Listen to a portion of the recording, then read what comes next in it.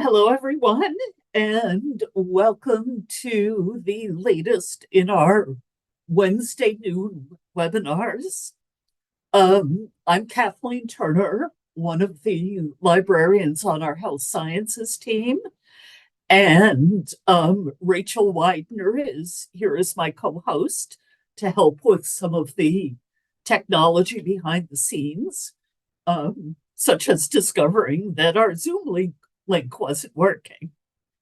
Um, as I get started today, I just want to mention that our session is being recorded so that we can put this up on our YouTube channel with the other webinars in our Wednesday series. But we hope that you will feel free to ask questions, either unmute yourself and ask directly or put them in the chat. Happy to keep this pretty informal.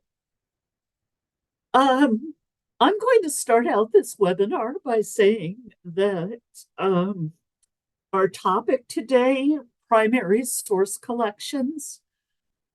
I am not a historian or a history librarian.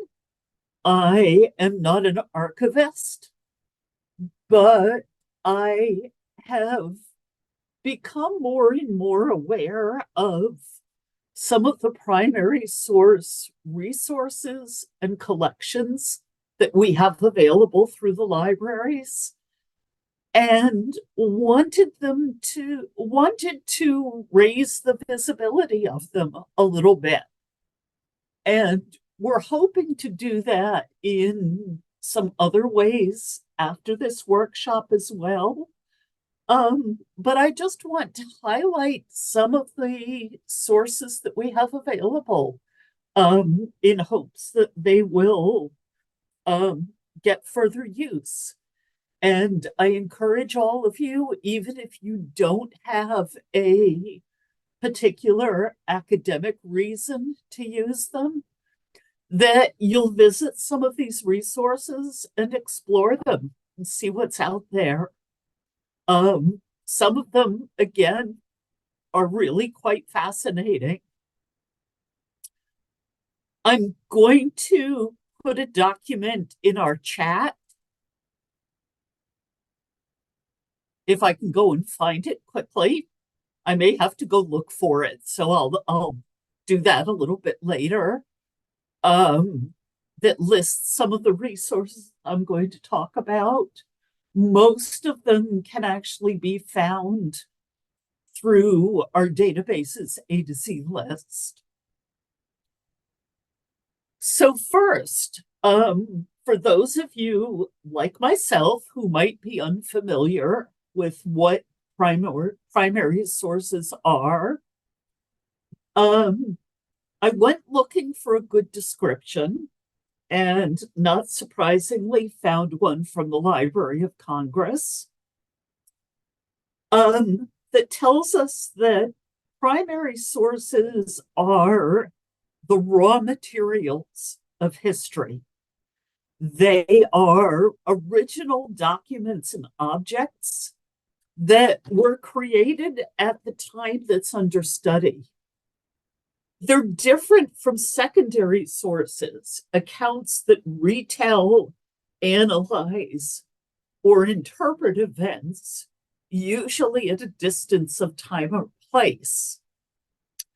So, a periodical article, for example, could be either a primary source if it was something written at the time of a historical event, or a secondary source, something that was written later, analyzing something that happened in the past. Our primary source collections include periodical articles, newspaper articles, and other publications, but they also include things like presidential papers, newsreel videos, internment camp rosters, which were something I was fascinated to find, advertisements, legal documents, all kinds of materials. What we're going to start out looking at today are some of the primary sources available in our Gale collections. And I'm focusing on those because there is a whole group of them that we purchased in the last year that I really want to raise the visibility of them. And then if time allows, we'll look at a couple of other options as well. So I'm going to share my screen to you and let's see what we can look at today that's interesting to us.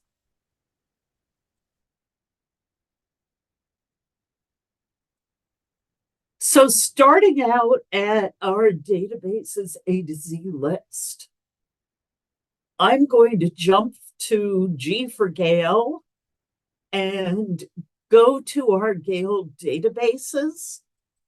Now, I'm hoping that we will in the future be able to provide some links directly to some of these archival collections. But for right now, if you go to the General Gale databases link, you can use the primary sources link to see directly what these archival collections are. Now, the ones that I'm highlighting today are the Archives of Sexuality and Gender, the Indigenous Peoples of North America Archives, and the Women's Studies Archives. But I do want to mention, in addition, one that we've had for a longer time, the Economist Historical Archive. And this is actually publication, the Economist publication, but going back to the start of its publication period. So the Archives of Sexuality and Gender is looking at primary sources for the historical study of sex, sexuality, and gender, with materials going back to the 16th century. It's a way of looking at how sexual norms have changed over time, studies of health and hygiene, the development of sex education, changing gender roles, social movements, and so on. You can look at a good description of the archive here, giving an overview of some of what it covers. We're just going to do a very quick search looking at Stonewall, obviously looking for the Stonewall riots.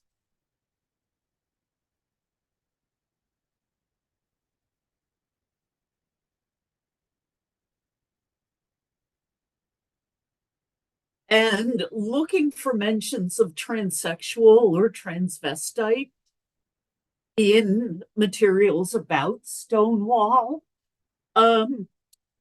One thing that I want to bring attention to, and this is stated explicitly in some of these archival collections, is that archival materials will use the language that was being used at the time historical materials first appeared.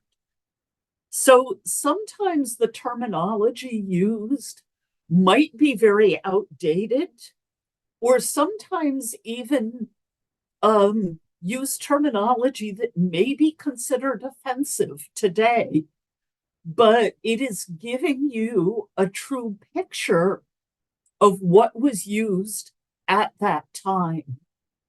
So if we go back looking at newspaper and periodical accounts from the time of the Stonewall riots, we'll see that the terminology that might have been used may have been very different from what we're using now.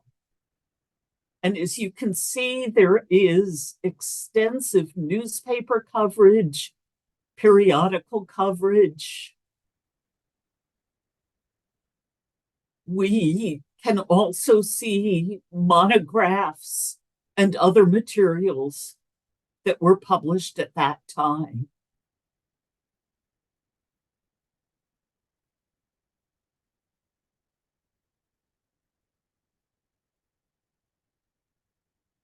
Again, this is just a very quick look at this particular archive. As you can see, there's many different ways of looking at it, looking at the specific collections included. The Learning Center will also give some additional ways of looking at it, including some sample topics and searches that you might want to take a look at.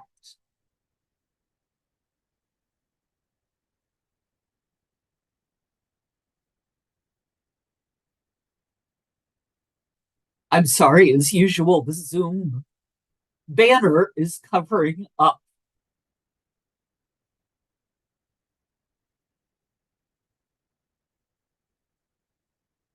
There, got rid of that so I can go back and look at more of these.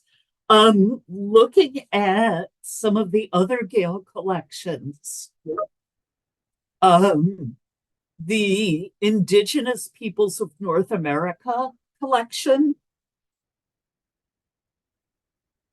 explores the political, social, and cultural history of native peoples from the 16th century to the present time. Now, North America, this is including Canada as well as the United States. You'll notice that here there is actually an explicit content advisory about this material, that it can appear to use some very pejorative terminology. And it also obviously is dealing with some of the genocidal actions against Indigenous groups. So there is a warning to users of this archive to be aware that they may encounter some things that are somewhat disturbing. Again, we can look at different searches that we can do in this. We could look, for example, at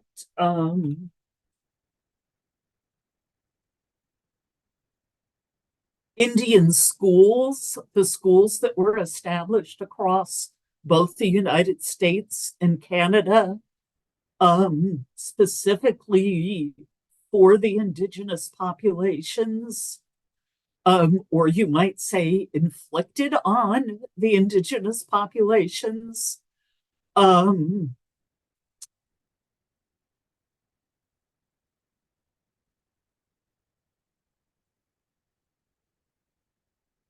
We can look specifically at Indian schools in general.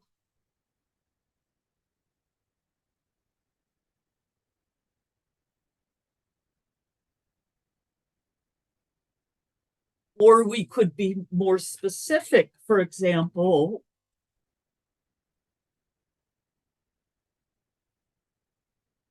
if I can remember how to spell.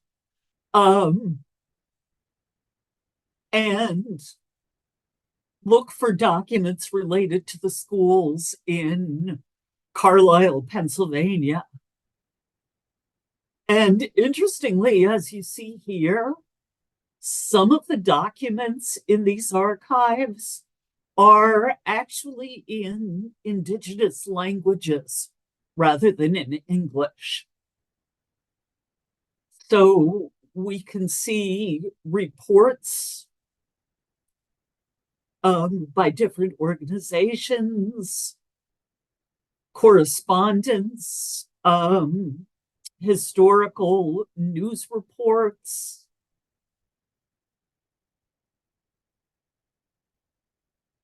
There are also filter options provided for each search that would let you look for either specific publication dates, different sources of the documents, languages, and so on. The language filter is particularly useful. We could, for example, search for documents related to the Choctaw Nation, and then specifically look for documents in the Choctaw language. So here, for example, we see a religious catechism that was published in the Choctaw language.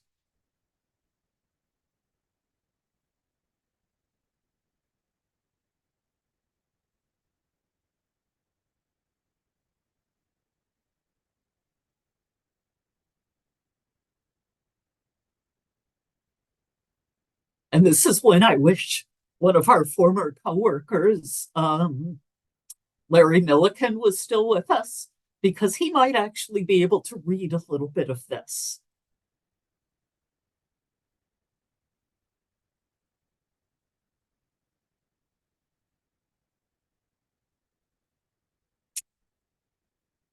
And then we also have the Gale Women's Studies Archive, which obviously is going back, studying mostly the evolution of feminism through the 19th and 20th centuries. It focuses on materials on women's political activism, looking not just at the suffrage movement, but the birth control movements, the pacifism and civil rights, the roles of women in those movements, and looking at women's voices, women authored literature and women's periodicals. And again, there's a lot of different options for searching. So we could, for example, look for materials on contraception, and then look at the filters for individual named persons to filter particularly for materials about Margaret Sanger.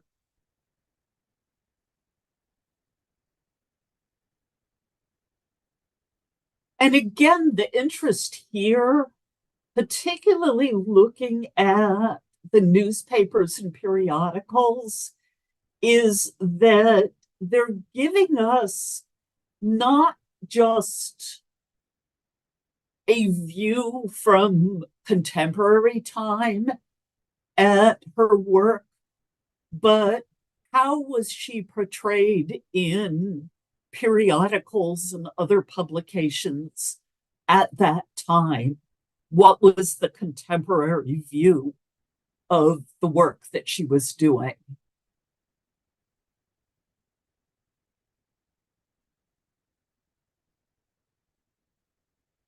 So does anyone have questions about those parts of the Gale primary source collections?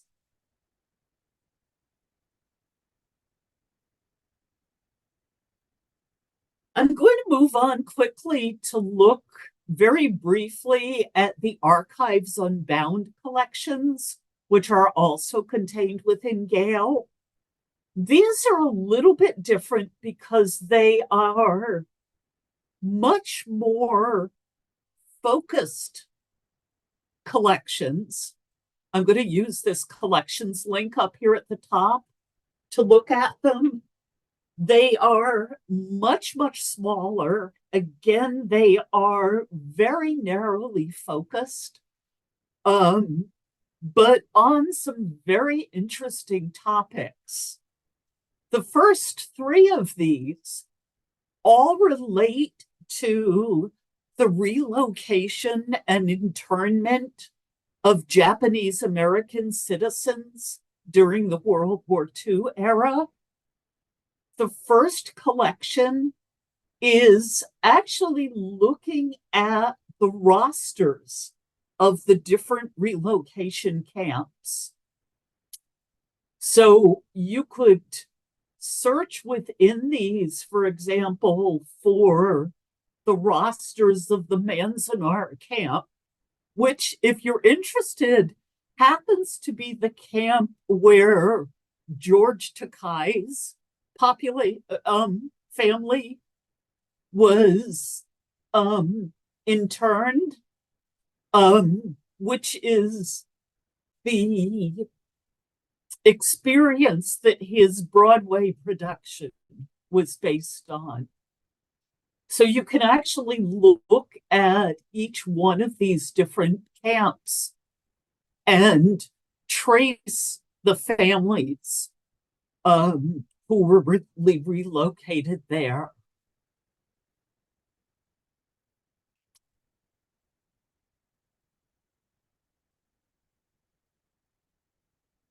The Roosevelt Library collection, obviously, are the papers of Franklin D. Roosevelt, who signed the executive order that initiated the relocation and internment.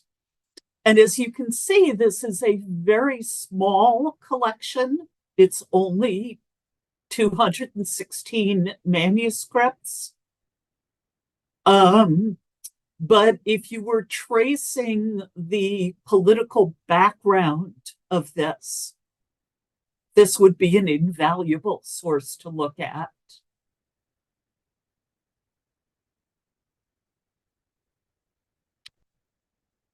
And the third piece that is addressing this topic is a little bit more contemporary. It's actually documents from 1981 from the congressional hearings that were held, examining the wartime relocation and internment. And again, it's a much smaller set of documents.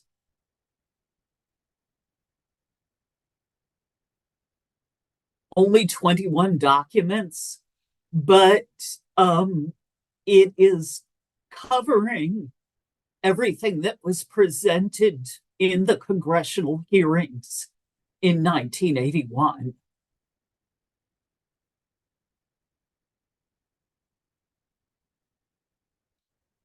The other two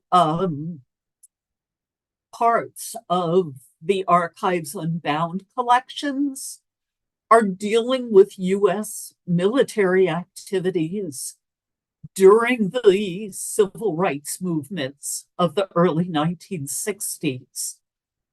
One is looking at documents and materials related to the Little Rock integration crisis, the schools integrations.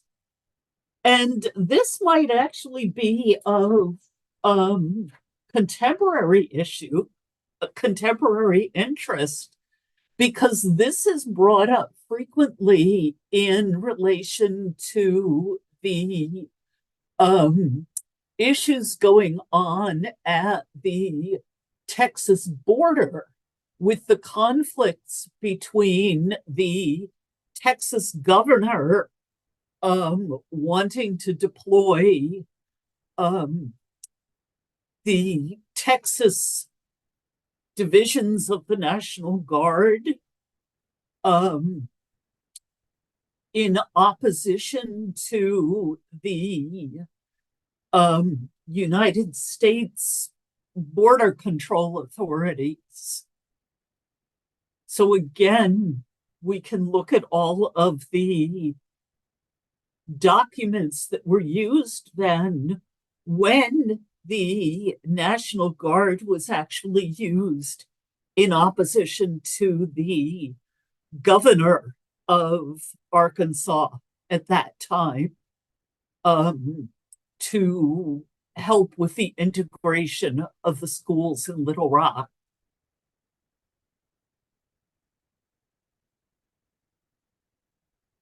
And then also, although it was never actually deployed, there was a lot of preparation made for potential military intervention with the March on Washington in 1963, with fears that it would become disorderly and lead to wider unrest. So these are the documents of the intelligent reports and estimates of potential problems relating to the March on Washington.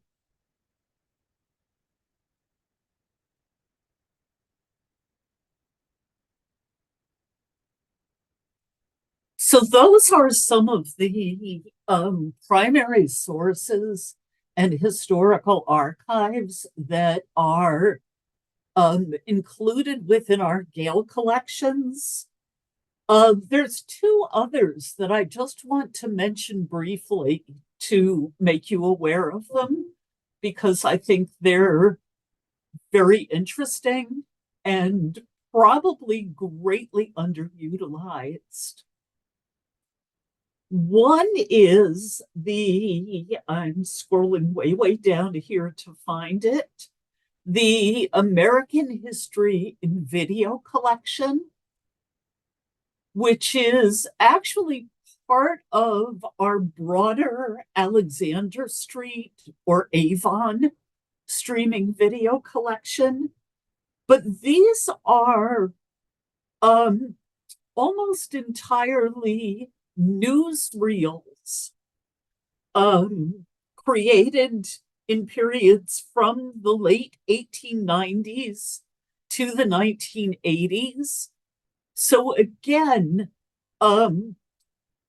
while this collection does include some documentary materials looking back at that time period, a lot of it are actually newsreels from specific times in history. And then finally, again, this is sort of one of those hidden treasures in our collections. We have access to the visual history archives that were actually created at the University of Southern California. I'm going to jump to, rather than the archive itself, to our library guide or subject guide that describes it.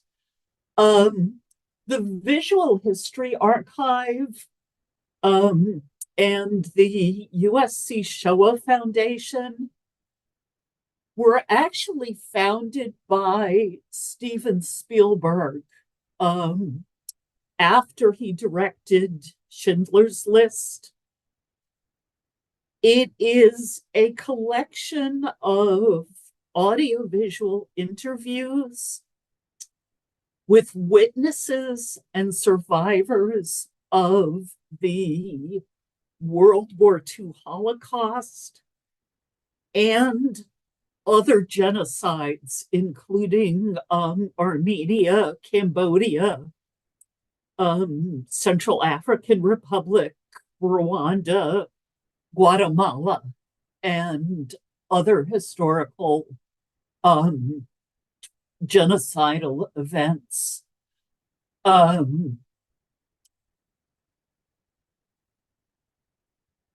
It is recommended that anyone using these archives prepare themselves emotionally for some of the material that was here. Obviously, some of it is very difficult to look at emotionally, but it is extremely valuable material to explore. It is a good idea to look at our library guide before visiting it, because of the depth of the collection. It's usually a good idea to use it either on site through a networked connection or connected to the Drexel VPN. But again, it is some very deep, very valuable material. And finally, I just want to mention, for those who might be looking at using this material in instructional settings, there are some great resources out there about teaching with primary source materials. Back in those Gale archival collections, I'm going to go back just to the Women's Study Archive, for example. Each one has a learning center that describes different ways to use it, including some examples of research topics, and obviously very dear to our librarians' hearts, very specific information about how to cite primary source documents. Some other useful sources to look at. There is actually a group called the TPS Collective, Teaching with Primary Sources, that has a whole library of teaching tools, including lesson plans, syllabi, different materials that instructors can build on for teaching ideas. And also at the Library of Congress, there is a whole section provided on teaching resources for using primary sources. And a final tool that's useful to know about, ACRL, the Association of College and Research Libraries, has an entire section on tools for teaching with primary sources, including a specific rubric that can be used in grading assignments related to primary sources.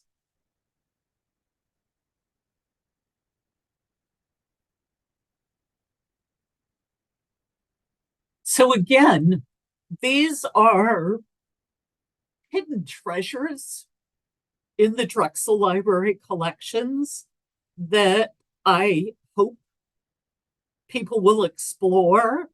As I mentioned at the beginning, we're looking at different ways to make these more visible. One that I hope our online resources team will help us with in the future will be creating a subject grouping for them. But since I have been doing a lot of work on creating lists of primary source collections, we will probably also be creating a library guide or subject guide that pulls them all together.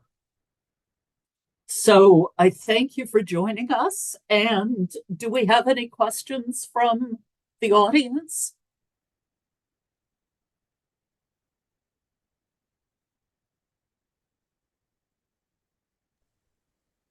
I'm not seeing any questions in chat.